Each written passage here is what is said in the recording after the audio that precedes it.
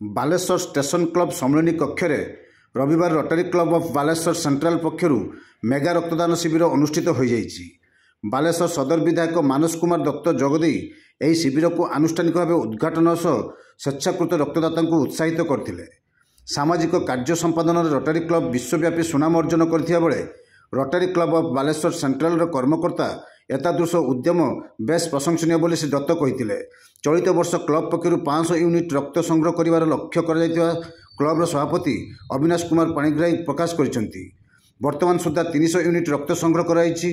कार्यक्रम में सम्मानित अतिथि भाव रक्त भंडार अधिकारी डॉक्टर बसंत कुमार उपाध्याय जोगदे रक्तदाता मानक उत्साहित करथिले। ब्लॉक सभापति अविनाश पाणिग्राही संपादक निर्मल मुखर्जी शिविर को परिचालना करथिले।